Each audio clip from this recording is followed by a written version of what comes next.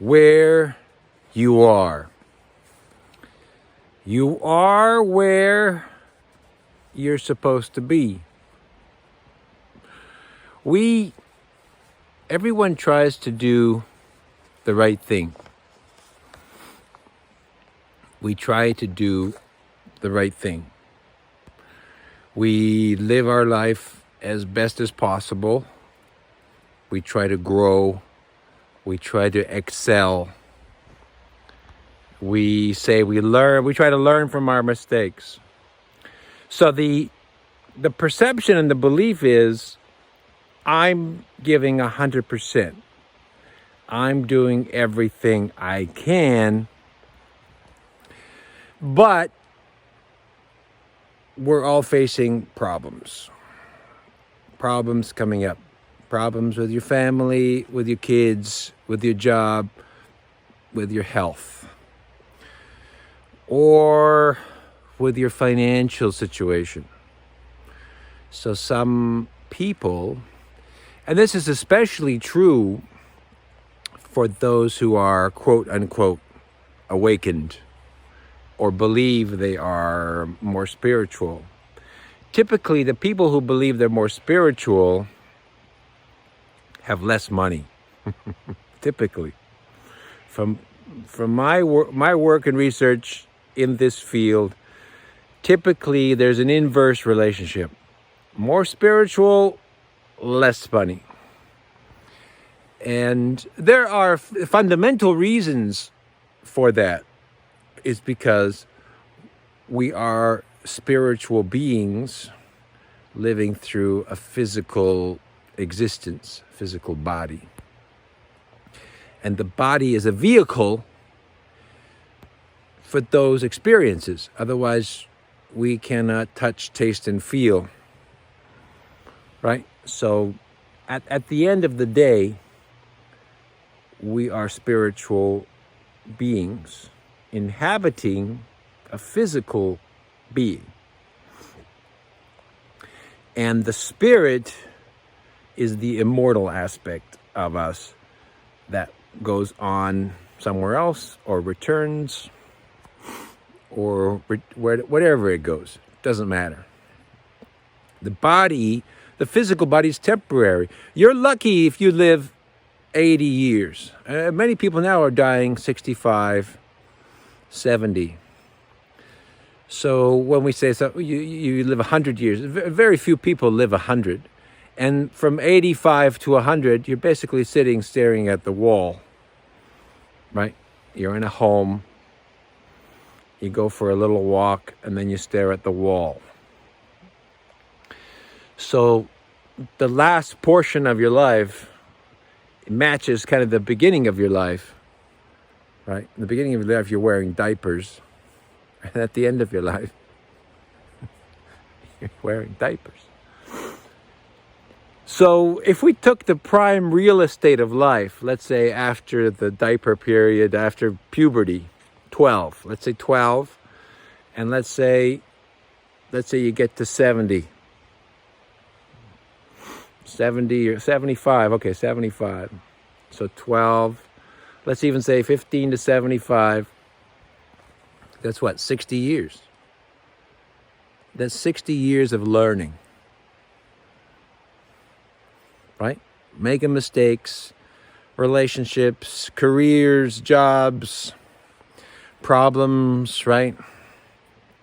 Always you're managing life is about managing problems. Some people think, well, I wish my problems would go away. Well, that's life. Life is a problem. That's life.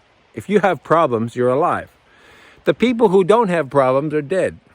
So if you don't want any problems, then, something might happen and you're going to end up, 6 feet under. So we're trying to learn. We're doing the best we can. And we still got to deal with all this stuff. And if you're famous, or if your parents are famous, or rich, or there's a scandal, then there's more problems. So you can have normal problems or you can have big problems. And usually, if you become the more prominent or successful you become, right, the more problems you have. So if you don't want problems, so this is kind of an issue, is that if you don't want as a person, I don't want any problems, now you're limiting your success, because success comes with more problems, right? You have to manage those problems. So if you say to yourself, I want to succeed, I want to be a better manager of problems, then you will succeed. So some people are in a financial situation or hardship, and they got problems, and they're overwhelming. At this point, they're overwhelming. So they're like, this is unfair. This is unfair because I got all these problems. But you're not managing your problems. And other people are managing their problems, because they all got problems. We all have problems. We all have problems. So you have this life, and it's got all these problems. And these are your learning scenarios. What are you supposed to learn? And as you learn, you grow spiritually. You get more wisdom. They call it wisdom. So I get more, I'm wiser now. So what happens is, so this is where we get into this conundrum. I've learned all these things. I have wisdom. And then I realize, when I'm 30, I realize what I was doing when I'm 20 is wrong, or was a waste of time. What I did when I was 20 was a complete waste of time. And so when I realized that, I began to think, well, I'm not going to do that again.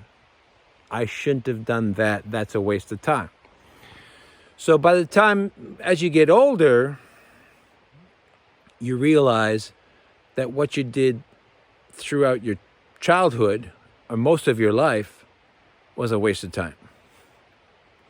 And you try to salvage, when you get older, you try to salvage those little nuggets, because most of it, you overreacted, you didn't appreciate, you ruined something, you left a situation too early, you stayed in a situation too long.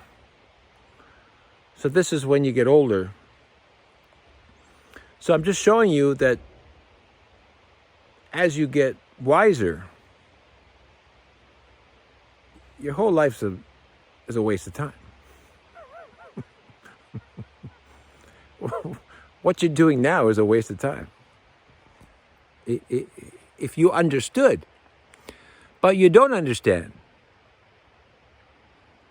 And you get some people, they're so critical of themselves that they don't enjoy the moment, because they're very, analytical and critical of themselves. I shouldn't do that. I shouldn't say that.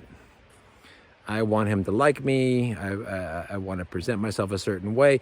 So, but when they're young, they're trying to attack their life as if they're old people, wise.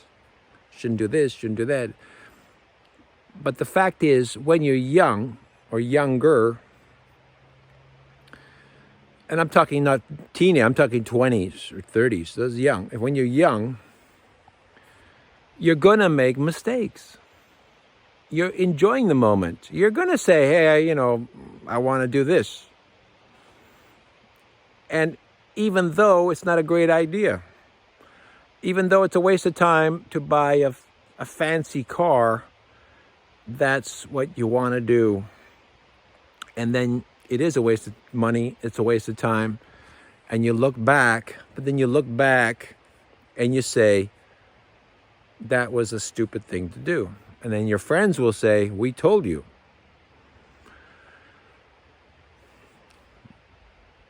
But that's why I go back to my opening statement. You are where you are for a reason.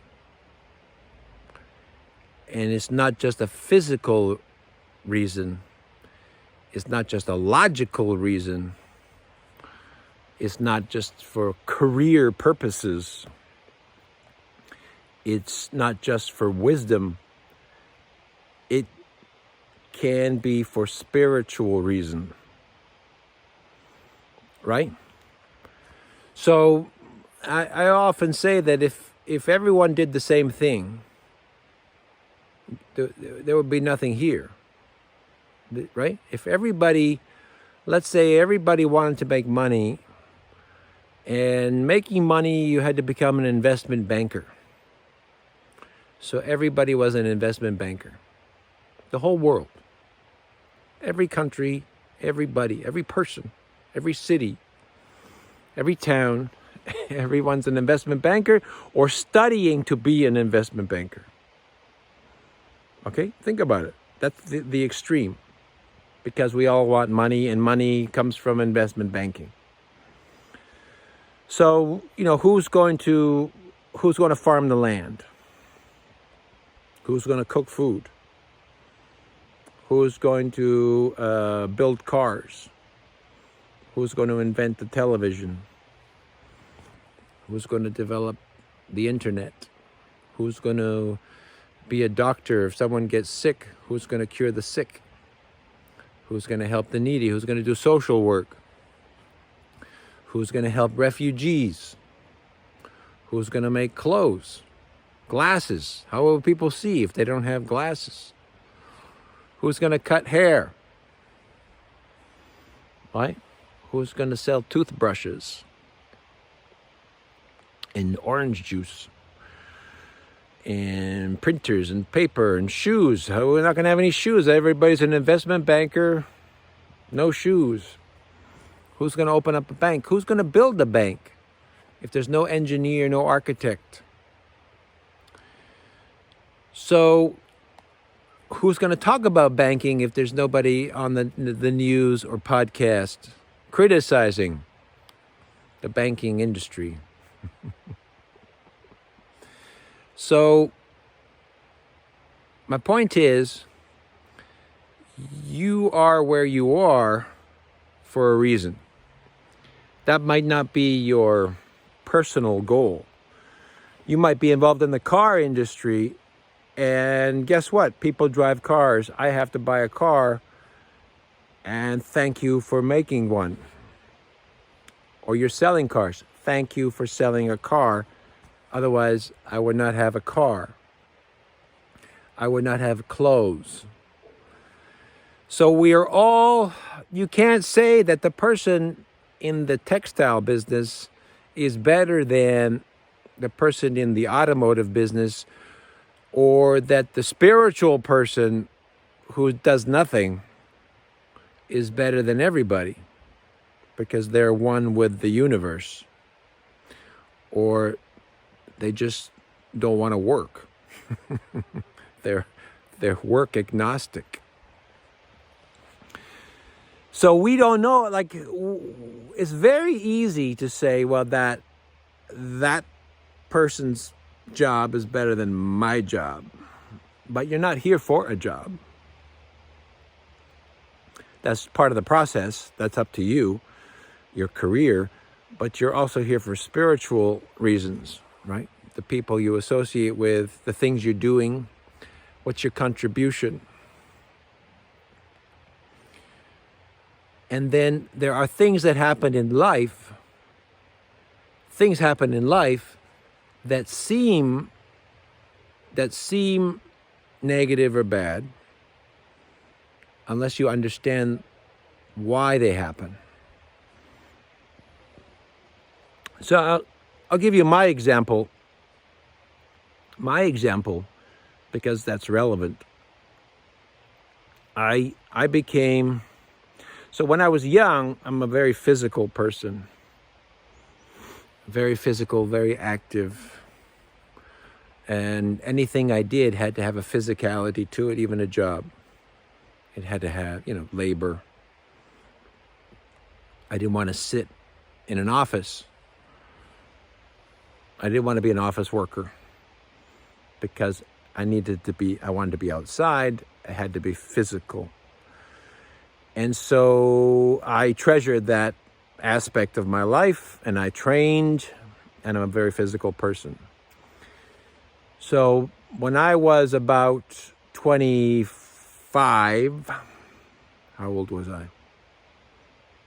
When I was about 25, I was about 20, I have to think now how old, I was about, I was about 25. Let's just say 20, 24, 25. I had an accident, a very bad accident, and I got injured. And I could barely move.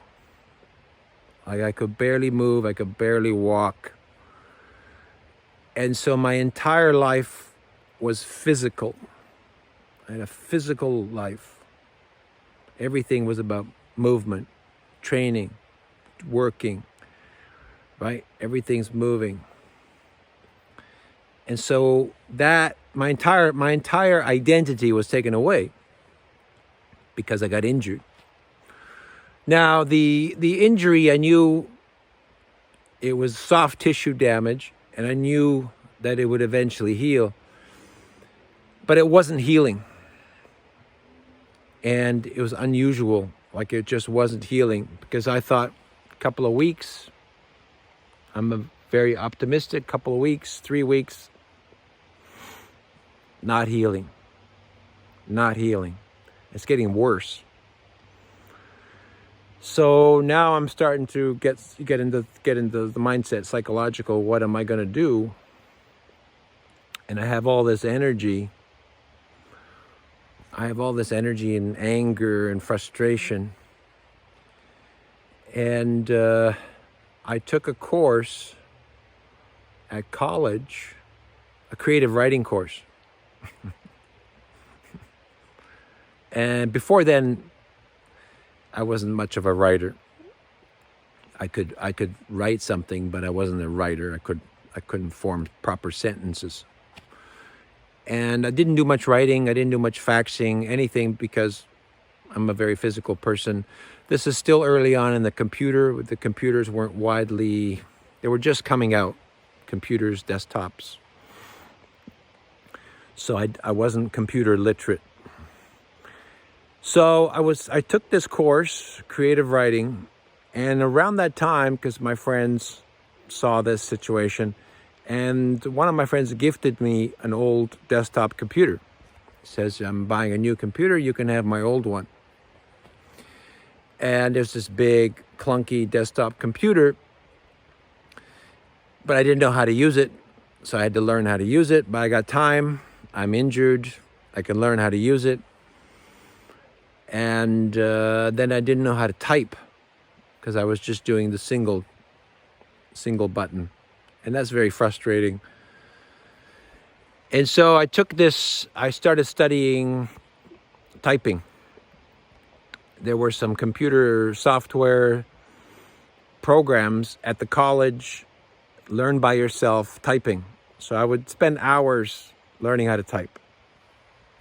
Because I have all this energy, and I'm upset that I can't do what I want, and I can't work, and I don't want to sit around.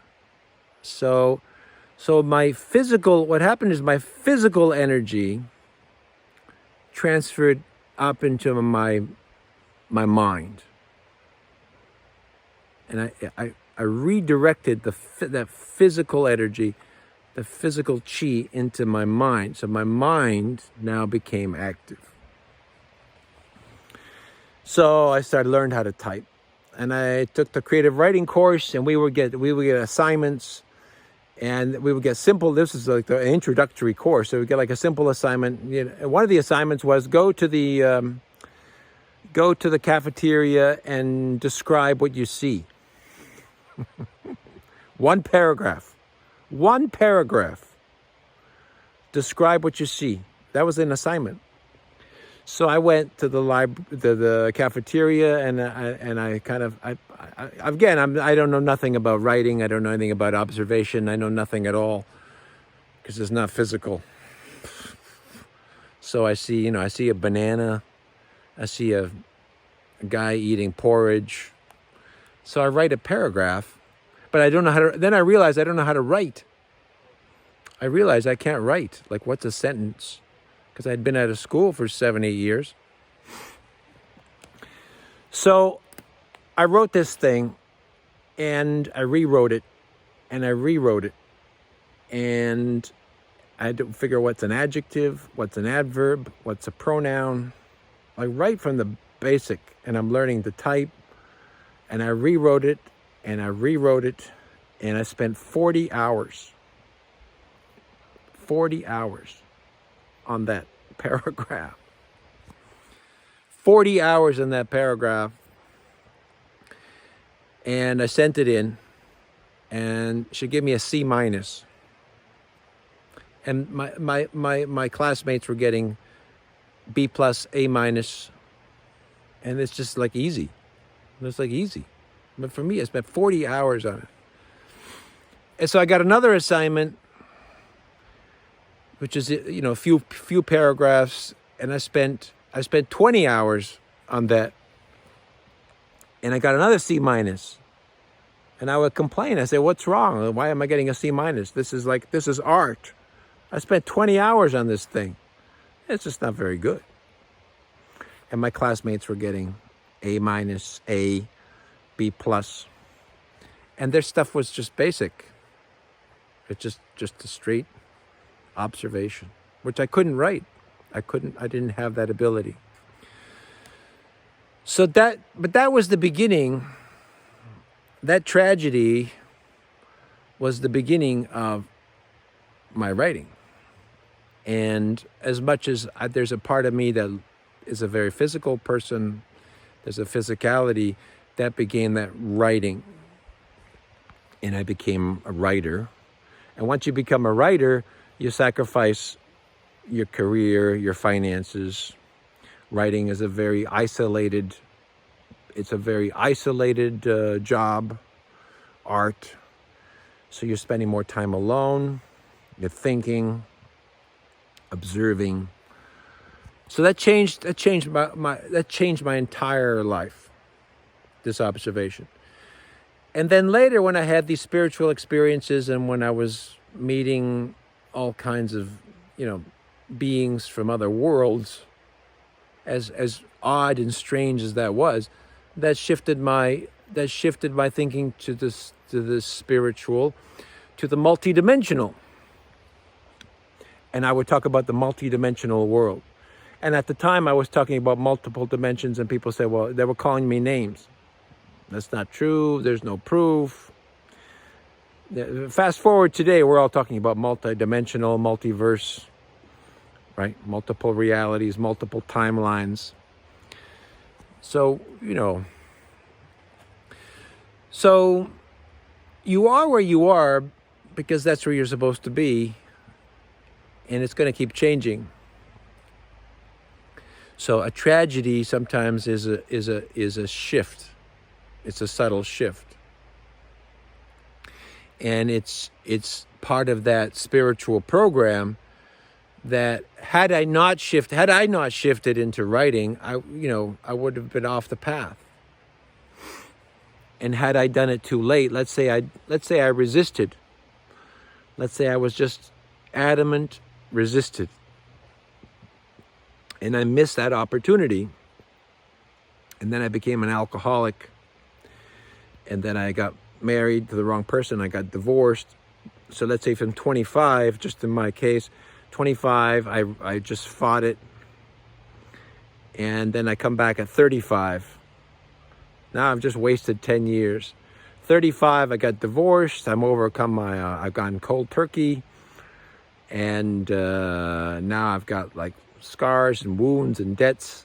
And then I realized, I was writing, right? I was writing before. Maybe I should start doing it now because I'm alone. My kids are gone. My wife is gone. Right? All hypothetical. So then that person was at 35 starts to write. But you lost 10 years. So now 35 to 45 or more, because you're older, you don't have the same energy. Now you're 45, right? And then you have the spiritual experiences. And then, and if things don't go well, you could miss everything, because you're going to be 65, 70 and you're dead. Right? So things are happening on top of your life and your challenges and your problems. Like, let's say you're a certain age and you should get married and have kids. Well, people are afraid to get married and have kids. It's very natural to be afraid to get married and have kids, but maybe you should do it. You should make an attempt. Because now we have women especially, who are 38, 39, even 35, who have no kids because they're waiting for something. And, that's a waste, because you can only bear children up to a certain age. A 55-year-old woman cannot bear children, unfortunately. So, depending on your situation, right, that's a contemplation. And you want to be aware of that. You want to be aware. So in my case, there was this, and I've had accidents before. I mean, I've been injured before, but they're minor. But when I had my injury, I realized two things. I realized two things in that injury. I realized that this is a message. And some people will say, well, if you want to be more polite, you say it's an opportunity. It was an opportunity for spiritual growth. I changed the direction of my life. Yeah, it's an opportunity. Just like an alcoholic or a drug addict, they have an overdose. Then they say, okay, that's it, stop. Like, that's an opportunity. So I saw that, okay, I foresaw that if I didn't take this opportunity, that something worse would happen, and that I would be forced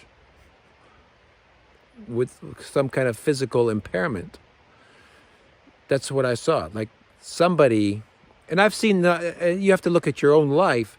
I've seen my life. There are things that happen and they just get worse unless, as soon as I make a decision, they go away.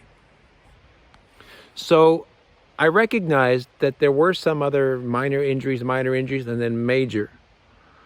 And then I realized if I don't see this as an opportunity, and there's nobody telling me this, it's just intuition. If I don't see this as an opportunity, that there'll be something worse, and then I will be forced. I don't like to be forced. I can be stubborn. I was stubborn when I was young. I can be stubborn, but I'm not stupid. So they're stubborn and they're stupid. So I took that opportunity.